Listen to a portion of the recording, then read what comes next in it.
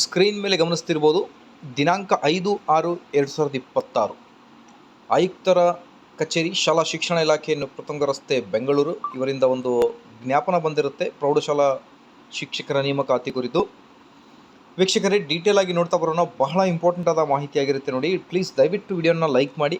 ನೀವು ಕೊಡುವ ಒಂದೇ ಒಂದು ಲೈಕ್ ನಮಗೆ ಸಪೋರ್ಟ್ ಆಗಿರುತ್ತೆ. ದಯಮಾಡಿ ವಿಡಿಯೋನ ಕೂಡ ಲೈಕ್ ಮಾಡಿ, ಅದರ ಜೊತೆಗೆ ನಮ್ಮ ಯೂಟ್ಯೂಬ್ ಚಾನಲನ್ನು ಸಬ್ಸ್ಕ್ರೈಬ್ ಮಾಡಿಕೊಳ್ಳಿ. ಸ್ಕ್ರೀನ್ ಮೇಲೆ ಗಮನಿಸ್ತಿರ್ಬೋದು. ವಿಷಯ ಬಂದುಬಿಟ್ಟು, ರಾಜ್ಯ ಖಾಸಗಿ ಅನುದಾನಿತ ಪ್ರೌಢಶಾಲೆಗಳಲ್ಲಿ ನಿಧನ, ನಿವೃತ್ತಿ, ರಾಜೀನಾಮೆ ಮತ್ತು ಇತರೆ ಕಾರಣಗಳಿಂದ ತೆರವಾದ ಹುದ್ದೆಗಳನ್ನು ಭರ್ತಿ ಮಾಡಲು ಆನ್ಲೈನ್ ಪ್ರಕ್ರಿಯೆಯಲ್ಲಿ ಅನುಸರಿಸುವ ಕ್ರಮ ಕುರಿತು ಅಂತ ಇದೆ.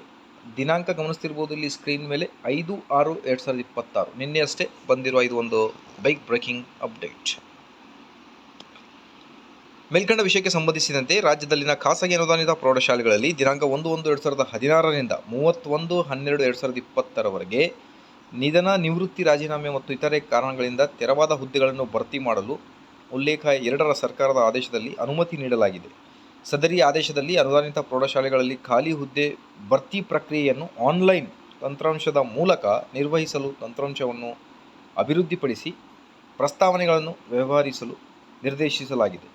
ಈ ಹಿನ್ನೆಲೆಯಲ್ಲಿ ಖಾಸಗಿ ಅನುದಾನಿತ ಪ್ರೌಢಶಾಲೆಗಳ ನೇಮಕಾತಿ ಪ್ರಕ್ರಿಯೆಯನ್ನು ಆನ್ಲೈನ್ ಮುಖಾಂತರ ನಿರ್ವಹಿಸಲು ಕ್ರಮ ವಹಿಸಲಾಗುತ್ತಿದೆ ಅಂತ ಒಂದು ಲೇಟೆಸ್ಟ್ ಅಪ್ಡೇಟ್.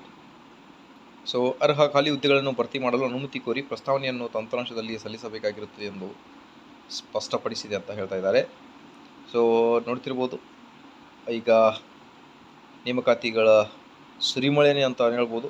ಆದಷ್ಟು ಬೇಗ ಈಗ ಶಿಕ್ಷಕರ ನೇಮಕಾತಿ PSTR, GPT ಮತ್ತು HSTR ನೇಮಕಾತಿ ಕೂಡ ಆಗುತ್ತೆ.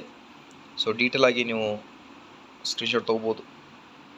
ಮಾಹಿತಿ ಇಷ್ಟ ಆದಲ್ಲಿ ಪ್ಲೀಸ್ ದಯವಿಟ್ಟು ವಿಡಿಯೋನ ಲೈಕ್ ಮಾಡಿ, ಅದರ ಜೊತೆಗೆ ನಮ್ಮ ಯೂಟ್ಯೂಬ್ ಚಾನಲನ್ನು ಸಬ್ಸ್ಕ್ರೈಬ್ ಮಾಡಿಕೊಳ್ಳಿ ವೀಕ್ಷಕರೇ. ಇದರ ಮಾಹಿತಿಗೋಸ್ಕರ please like, share and subscribe.